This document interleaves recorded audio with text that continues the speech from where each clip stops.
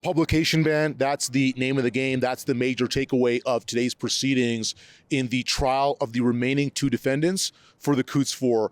Robert Kraychik here in Lethbridge, Alberta, reporting on this trial. The two remaining defendants, Chris Carbert and Anthony Olenek, are being charged with a conspiracy to commit murder, specifically against RCMP officers. Both Carbert and Olenek are being charged with conspiracy to commit murder, specifically of RCMP officers, for their involvement in the Coutts blockade of 2022. The Coutts blockade was this sort of concurrent adjacent protest alongside the Freedom Convoy in Ottawa, which was sharing broad opposition to what I refer to as the COVID-19 enterprise, this governmental and industrial apparatus of surveillance and control and censorship. You all remember it, involving edicts, mandates, orders. Now, specifically in the context of the Coutts blockade, that was a blockade of demonstrators, truckers, protesters obstructing traffic going alongside in two directions across the US-Canada border, specifically between Alberta and Montana. Coutts is this small little town, I think hundreds of people on the Canada side. On the US side, it's an equally small town known as Sweetgrass. So this protest is what these charges stem from. So while this is not a particular takeaway of today's proceedings, it relates to them. I just want to share an important piece of information related to this trial.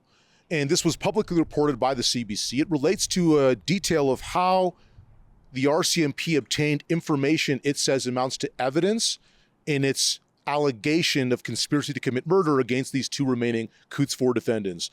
So the CBC reported that the RCMP used female undercover officers through which to elicit statements and remarks that the RCMP alleged amounts to evidence that's incriminating or indicting of these allegations. Now, I share some speculation with Ezra Levant with respect to the importance of this female RCMP officer factoid, and that is that men may be more loose or more boastful or braggadocious or express more bravado in an attempt to impress women. And I don't think it's a mistake that the RCMP used female officers as undercover agents through which to ostensibly investigate this Coutts protest.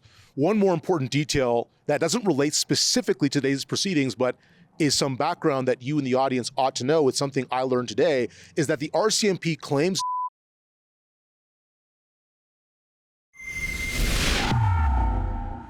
go to a page we've set up called truckertrial.com, and that's really where we're going to compile all of our reports, not just from me, but from Robert Kraychik, who's done a great job covering the trial in Ottawa of Tamara Leach. So we're delighted to have him here in Alberta to cover these trials too. All right, we'll talk to you soon.